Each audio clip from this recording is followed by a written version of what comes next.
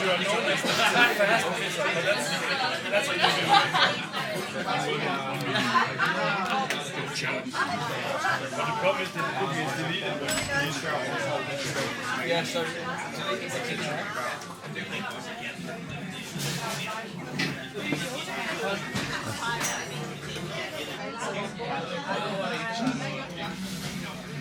Så her sender vi med, at du kun får.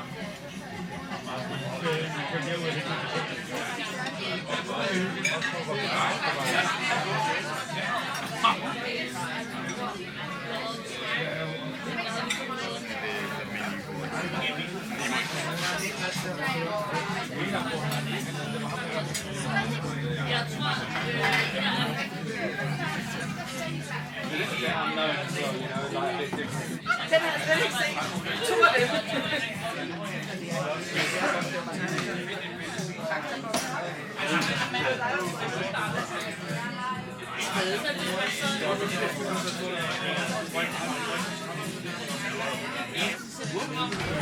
Det kan man op.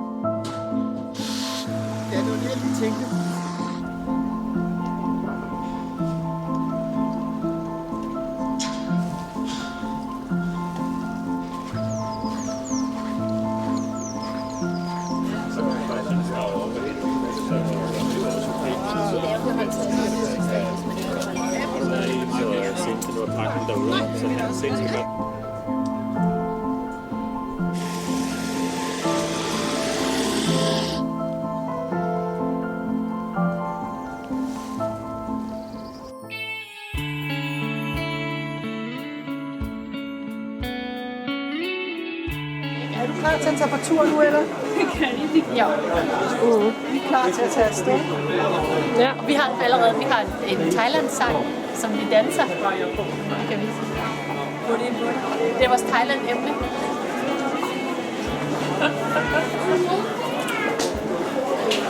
De tjekker det der bank. Ja, vi står jo her. Og det var sådan set ikke meningen. Vi har fået en bonus. Vi står i Milanos lufthavn. Ja. Og det har jeg faktisk ikke prøvet før. Det her med, at man flyver lidt, og midt i Barbie. Jeg fik ikke set Barbie færdig. Nej, så siger de, due to technical problems, så tager vi nu tilbage igen. Ja. Og så blev der ikke sagt noget. Og så sad vi ellers på flyet, uden at høre noget som helst. Ja, vi landede dog. Kom tilbage og landede. Og så sad vi der i, jeg ved ikke hvor lang tid. Mens der var en ingeniør, der kiggede på det. Ja, vel en time eller noget. Og så blev vi så bedt om alle sammen at stå af. 3 kvarter. Folk var fuldstændig rolige. Der var slet ikke noget rage. Panik eller noget. Men vi er måske lidt trætte. Så nu er vi her, og vi venter vores bagage. Og hvis du havde været her, Bent, eller hvis Bent havde været her, så ville han have sagt, it's an adventure. Så det er det, vi har nu.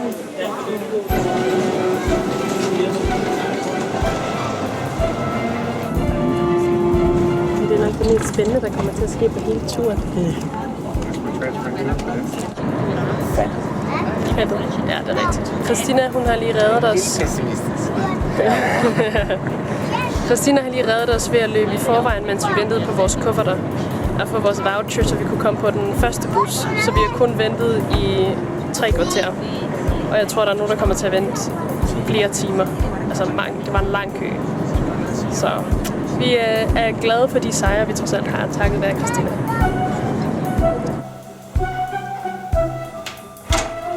Der er ingenting. Spiller en til din mor. Har I fået en paraply? Jeg blev hentet fra receptionisten. Okay, gå en tur. Vi prøver. Der er ikke så meget plads. Der er heller ikke sådan alt. Det er jo vores skyld her, hvor vi desperat venter på oplysninger. Og vi hører jo, at nogen skal flyve klokken 5 i dag, men åbenbart ikke også. Så vi er lidt frustrerede, så vi skal være i dag til. Først så lød som om vi skulle spise frokost. Det er derfor, der er de her sæder på. Vi skulle spise frokost over på det andet hotel. Hvor Ella jeg lige har været over, det var bedre med. Hvad læser du? Jeg prøver at se, om jeg lige skulle lege en bil til os. Så kunne vi selv der rundt i en bil. Nå. En lille mærkelig ballon. Stop du bare nu, Nora. Det var dans. Jeg har danset den sammen med Situationen er den, at vi har med 5 minutters varetid løbet ud af vores skønne hotel Ibis i nærheden af lufthavnen i Milano og sprunget på en shuttlebus ud til lufthavnen, hvor vi har fået et fly til Seoul. Næsten 12 timer, hvor vi så venter i Seoul og flyver fra Seoul til Bangkok. Så nu får vi se. Vi er lidt i tvivl om, hvordan det der lever skal fungere. Ja, vi får se.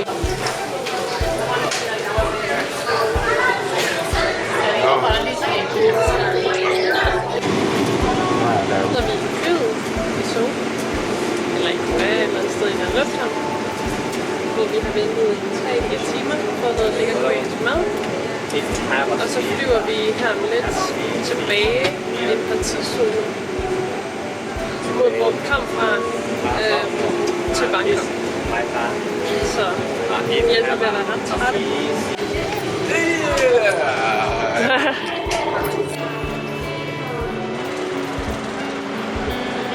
Så er vi i morgen efter en meget kort nat.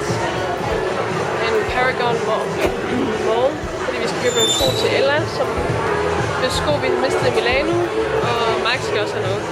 Og der er et eller andet underligt arrangement, der foregår her bagved, hvor de sådan alle sammen står som sådan en kødrand og tager billeder og skriger og sådan noget. Det er meget fascinerende.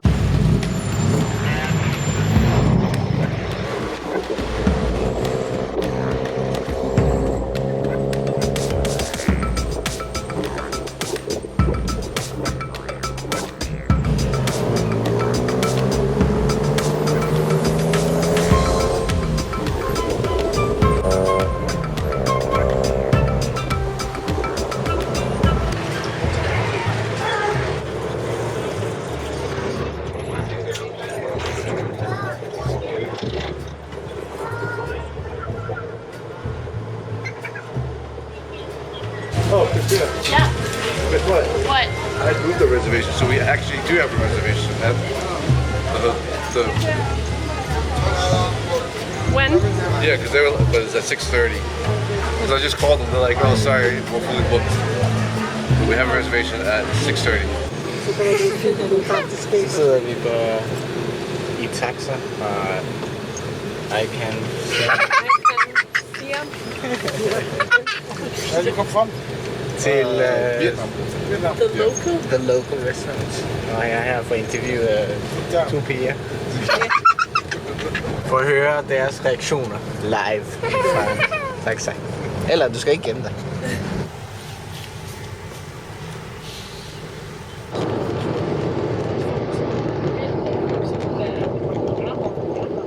Hello. Footage. Bliver du her hos mig, Anna? Jeg kan ikke se noget. Hvad siger du, Ella? Kan man høre noget?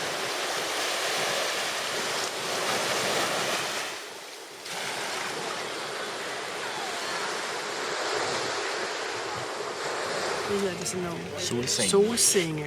Men Max var tidligt op, og han reddede en solseng. Jeg var også tidligt op. Ja. Ja, men Men jeg havde ikke været så tidligt op, hvis ikke Max havde sat alarm til 7:30.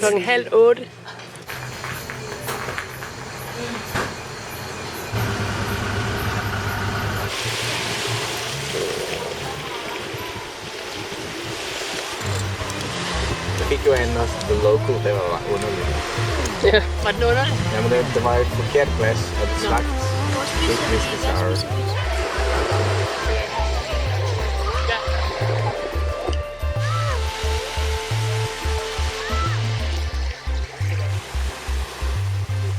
Senior music. Actually counts. Look, I don't know. here's a lollipop. Yes. Are you putting it in the ocean? No, this would probably be medium-rare. Oh, should we bring towels? Yeah, there's an extra step in it. Ja, det er extra. Ja. That was embarrassing. That was 5 beers. Well, there's 2 geriatrics. Hvad har du taget? Nej, men det har jeg taget til dig. Har I taget til os også? Vi har 6.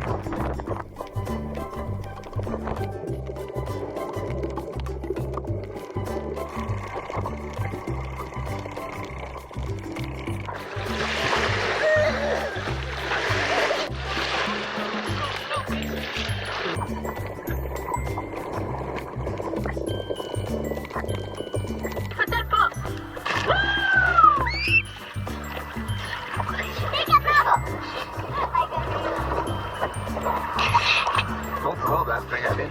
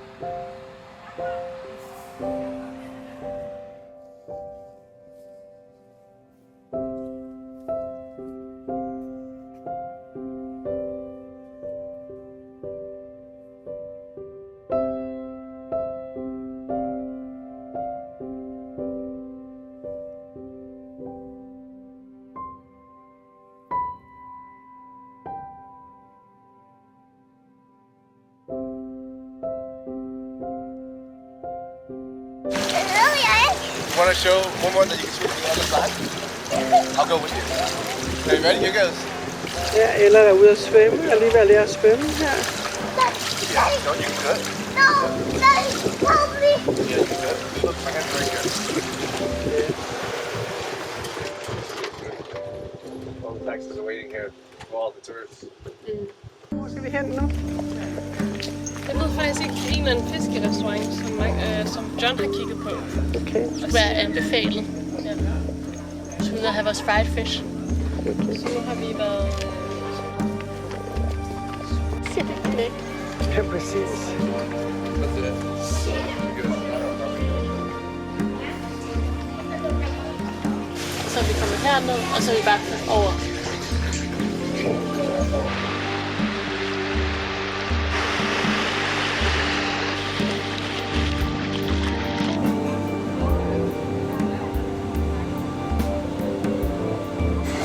Vi er flyttet fra Peter Pan og herhen til Rest Sea.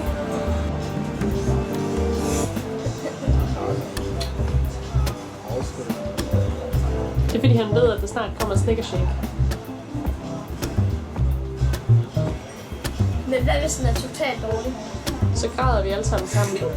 Og Rebecca, fortæl os om jeres kajaktur i dag. Det var det store højdepunkt, tror jeg. Jamen, det var klokken 4-tiden, da solen var ved at gå ned. Så tog vi den der gule kajak derovre ud, og vi ville ligesom over og hen til den næste bugt. Problemet var, at den der kajak, den er lidt for lille, så den lå ret lavt i vandet, og der var meget vand i kajakken, og der var meget modvind og mange bølger. Så ligesom, problemet var, at vi skulle ligesom op mod vinden, så den blev ved med enten at skubbe os til den ene side, eller skubbe os til den anden side. Men ved fælles kraft, så lykkedes det os faktisk at komme hele vejen rundt og ind. Og den anden strand var faktisk ret nice. Var der noget skænderier undervejs? På vej ud var det sådan okay, faktisk. Der var en lille smule bickering. Det er fordi Max og jeg... Altså os to. Ja, begge to. Jamen altså det er fordi, at når Max og jeg, det er altid problemet. You don't need it with ice cream, right? No. Okay. Because I was like, oh, he's like, I can do the bananas by itself.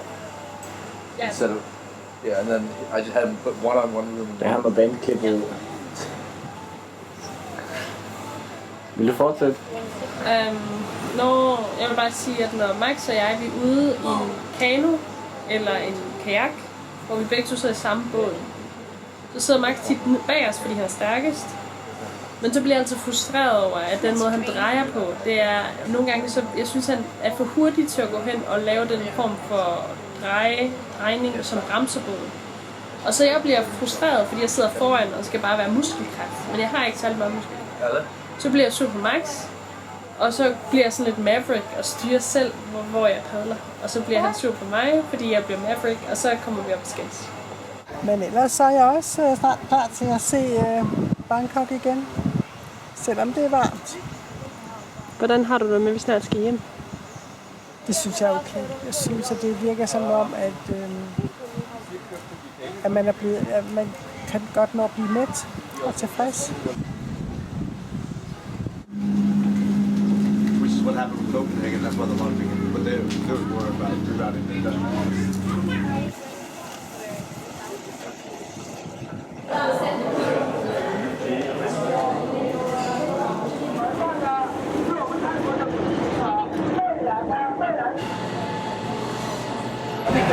Ja, vi er på havnebussen, og det er lidt kaotisk at prøve at finde ud af, hvor man skal af. Men nu er vi ret sikre på, at vi er på den rigtige. Nu har vi været på Royal Palace om morgenen. Ja, det var lidt varmt. Det var lidt varmt og kaotisk og bare måske ikke så fedt. Så nu skal vi til en morgen. Nu er klokken 11, så nu vil vi prøve at tage de varmeste timer indendørs. Og så skal vi lægge en plan for eftermiddagen. Hvad er det, Nora? Det er brygsteg. Hvad er det? Det er gris. Det er gris? Nå, jeg troede, det var alligator.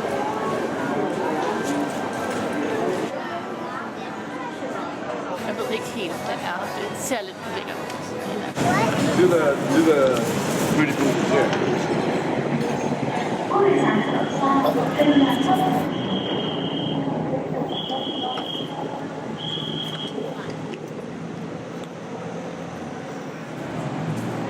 Søren.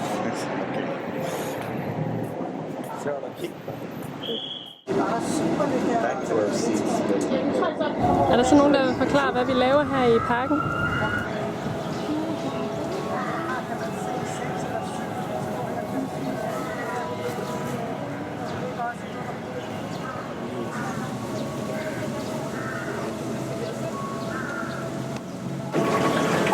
Så det her, det er Lamponi National Park, hvor vi har lejet sådan en svane.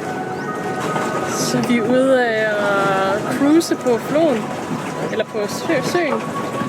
Det, der er specielt ved den her park og den her sø, det er, at der er sådan nogle varaner, water monitors, i familie med komodo-varaner, som hænger ud her, som vi har filmet lidt allerede. Men det er pissevarmt. Ja, vi havde egentlig tro, at den tager herud ved det lille små bølger. Der vil komme en brise. Men eftersom de har givet os nogle meget varme redningsveste på, det kan måske være meget godt til, at vi lyser varammerne, så er vi stadigvæk værre. Så synes jeg har det lidt varmere, end jeg havde inde på land. Ja.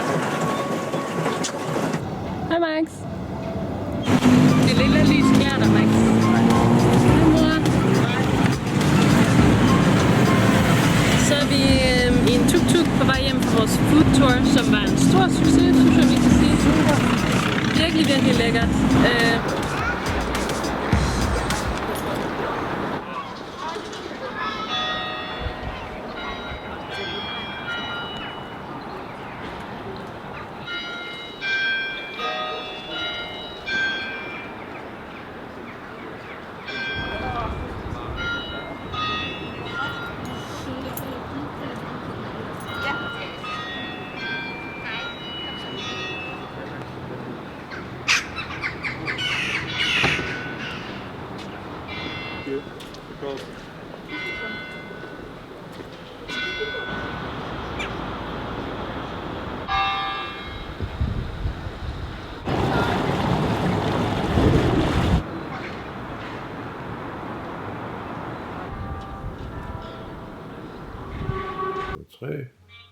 Ja, vi optager her, det er 100. del, og vi er på ISO 1000. Vi kan se her, hvordan den fortæller os, at der er 5 forskellige slags. Lige fra mælkechokolade, som jo i vores familie bliver ringet en lille smule på næsen af, men vi får se. Så nu prøver vi. Vi kører lige en lille leg ned her. Ups, se nu her. Og det vil altså sige, at vi har dobbelt op. Der er et dobbelt af her, ser det ud til. Og allerede har vi tabt ind på gulvet. Hold da op, så der er mange, hva'? Der er 50. Damn. Og det vil altså sige, at... Det var den kur. Det var den kur, ja. Men hvad for en kur? Det vi har tænkt at gøre i dag, det er simpelthen at have bare en af hver. Og så deler vi dem, fordi så... Sådan er vi. Vi er sådan nøjsomme. Ja. Det er faktisk vores mellemnavn her, nøjsom. Så vi tager dem ud her. Og ser, hvad det er der. Og så en lille streg her imellem hver af dem, ikke? De er lagt ind i sådan nogle små. Hvad hedder det? Spor. Så man kan vide, om det er noget, vi bliver afhængige af. Så får det vente, til vi går på pension og bliver release. Nu lukker vi låget igen. Det fine lille låg.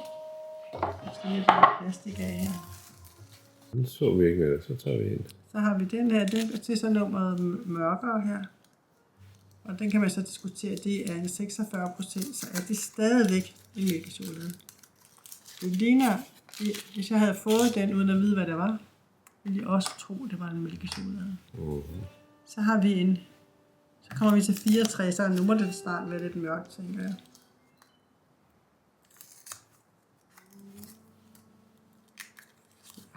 Nu begynder der at ske lidt, ikke? Der har vi her en 64.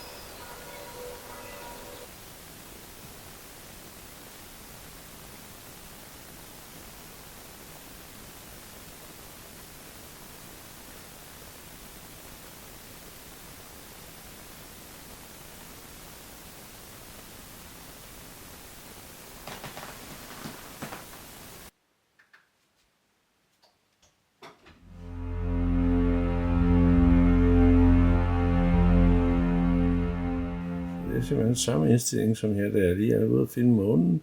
I kommentarerne her en 60-20 ISO. Godt, det er 6400. Det er minus 0,3, så det er ikke overbelyst. Hvad er det for noget fedt? Jeg ved det ikke. De er travlt beskæftiget. Skal du pille med den der, eller? Jamen, jeg har lavet... Ja, det Men hvad?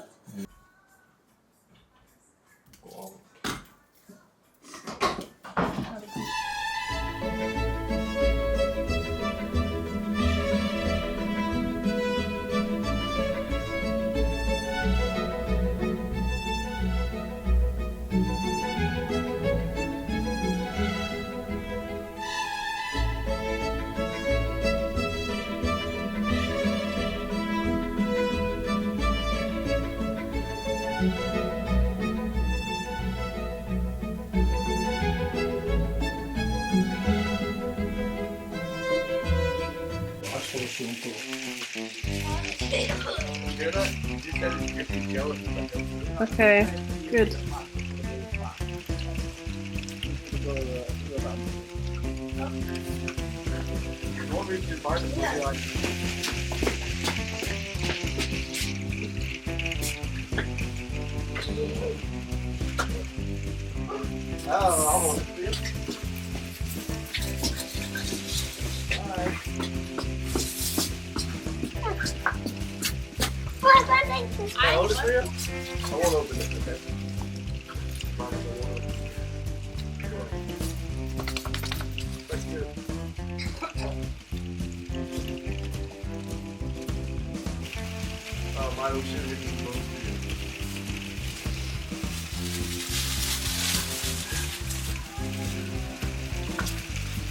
Prøv at kigge lige der under den, du står ved nu, eller?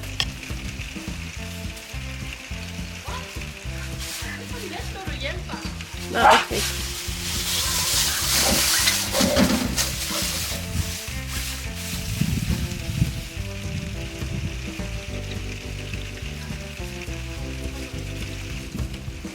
They're self-planted.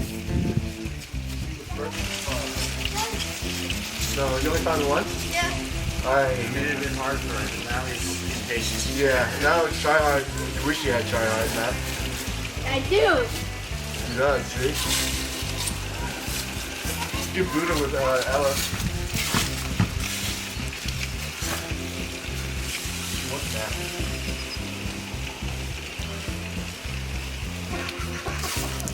No. Can I help him look or no? Maybe play the last one. I've only found one, so Yeah, I've looked you everywhere. gotta use your nose. You looked everywhere? The ground is huge.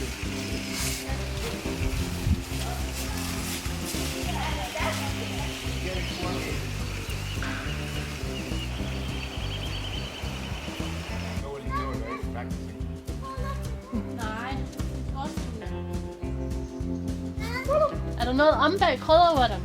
Har du kigget om bag alle krydderurterne? Jeg ved det ikke, Hvad er en krydderurt? Måske er det ikke så let. De er jo gemt, ja. Au. Jeg tror... Hvad siger jeg med den? Du skal holde den. Hvor er skorstenen? Jeg ved det ikke, hvad en skovsten er. Var du fattig? Kom nu! Kom nu! Hey! Hvis du slår mig en gang til, så spiser jeg dem. Prøv at se her, Ella. Der er et skur derovre ved cyklerne. Ja. Ja. Ved du, hvad jeg sidder på? Hvordan synes du, det går indtil videre? Jeg synes, at hendes egenskaber for at læse kort, eller måske mindre interesse for at læse kort, den mangler lidt. Ja. Den der grønspætteånd. Det må vi arbejde lidt på. Ja. Nu er hun gået det forkerte sted hen, Ja, præcis. fordi hun ikke har kigget på kortet.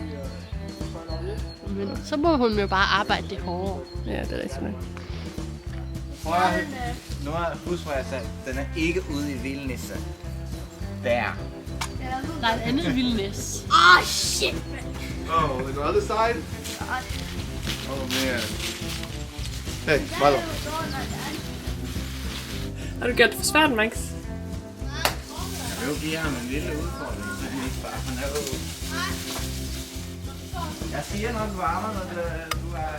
Hvad side af skuret er det? Prøv lige at lade som om skuret er her. Hvor kigger du så hen? Hvor er det så hen?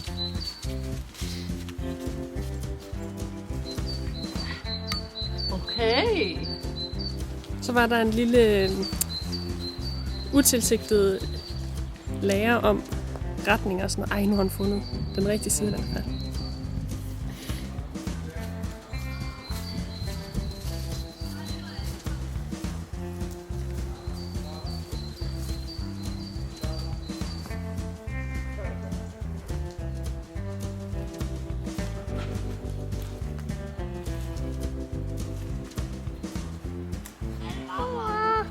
Det er meget langsomt.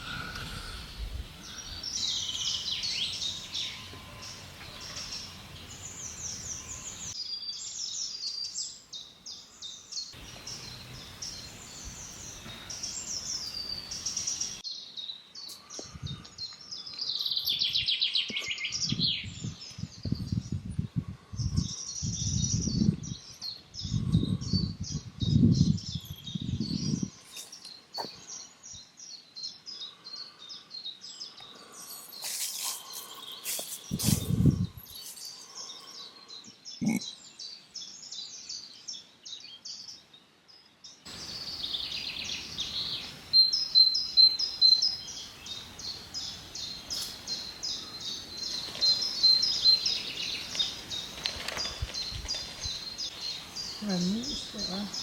Se den.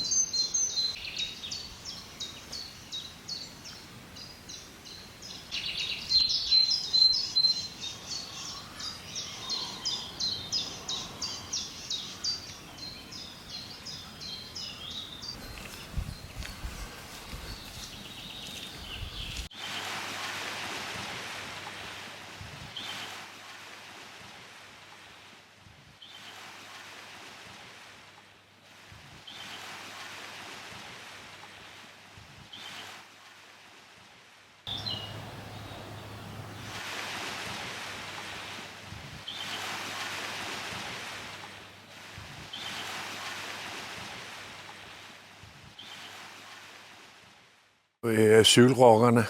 Ja. Ja, det går. Ja, kræver lidt skills det her, hvad venner? Der kom først i.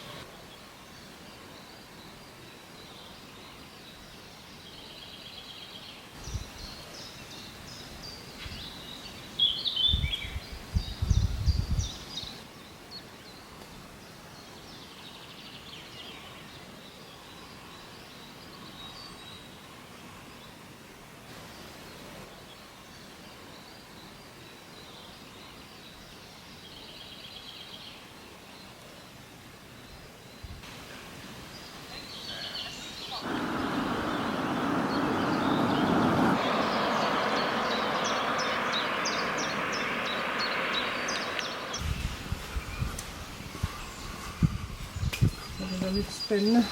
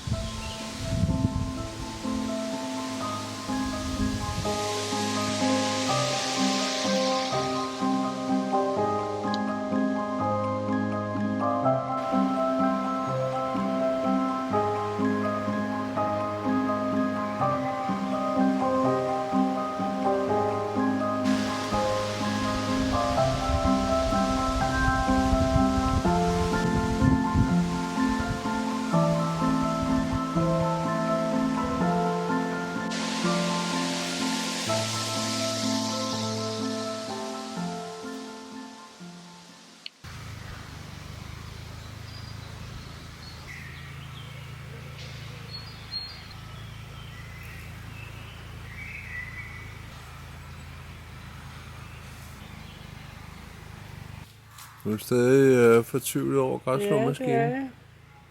Jeg vidste, det var for godt til at være sandt.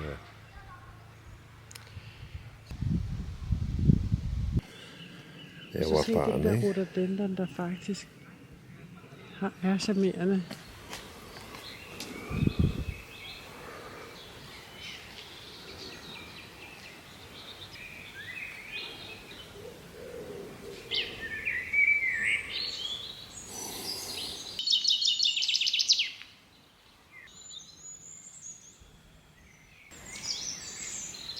Måske ikke fristet.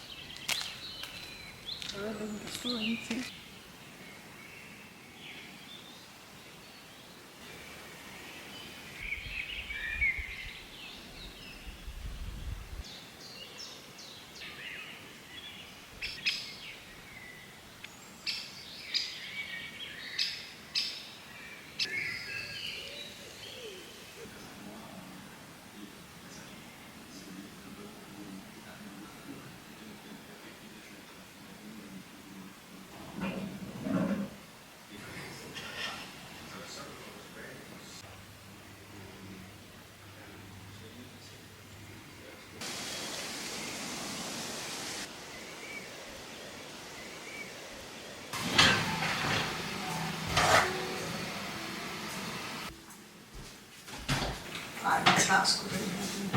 Lidt friske fløde. I jordbær skal det være friske. Det gider vi ikke af det. Jeg kan ikke spise sådan noget garnet, eller spise jordbær med garnet fløde på, ikke? Bare er du i nærheden, så begynder myrerne at bide.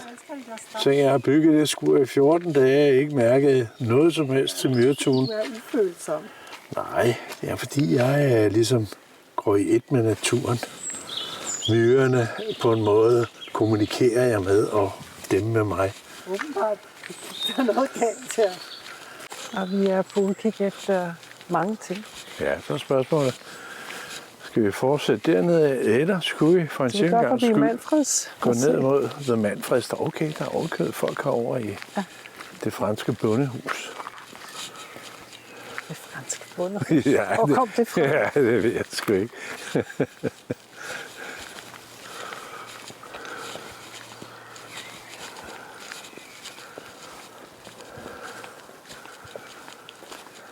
Det er da også en ordentlig myretue der. Ja.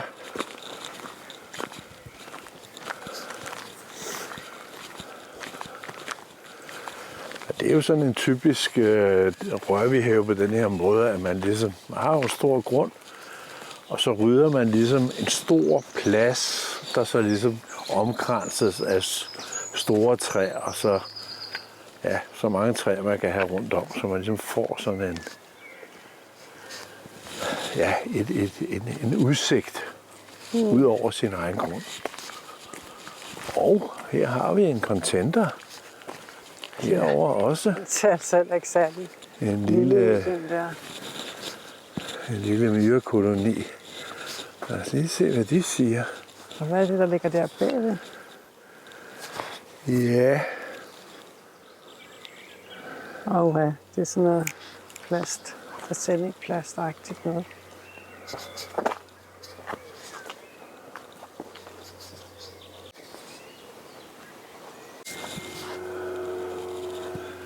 Hernede står jo nogle af vores største træer. Jeg tror, vi har skæld dernede bag ved det der træ der, lige inde ved hjørnet. Jeg kan se den her. Så det går op der. Jeg tror, at de der birke, de er nok inde hos naboen, men denne her mobbedreng, det er vores. Altså, vores grund starter her. Bent. Ja, det er mere, hvor langt den går ud til siden. Ja, i forhold til naboen der, det er rigtigt. Jeg ved ikke, om der er flere de der hegnspæle sat ned her.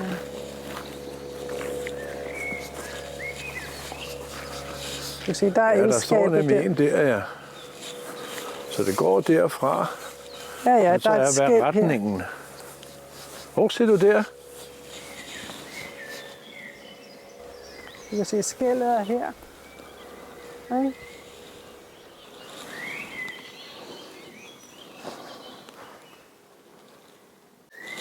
Ja, så ser det ud som om de her birke, de faktisk er inde hos os. Ja, det er et lille birkelund. Ja, det er det. Jeg mente, det var, at Koster og din far, de ville bevare grøften. Ja, så de nægtede at betale til grundejerforeningen. Nå, det er sikkert dem, der gør, at der ikke er nogen grundejerforening i det. Nej, den har været der senere, så... Men den blev sløjfet. Så det er vores nabo hernede. Ja, vores genbrug. Ja, vores genbo, ja. Fint lille hus. Altså det her, det kunne godt være en skel. Jeg ved ikke, om det her det er en skel. Det her, det kunne godt være en skælpind, den her. Ja. Ikke? Så den her, det er lige med. Den er med hos os, den her.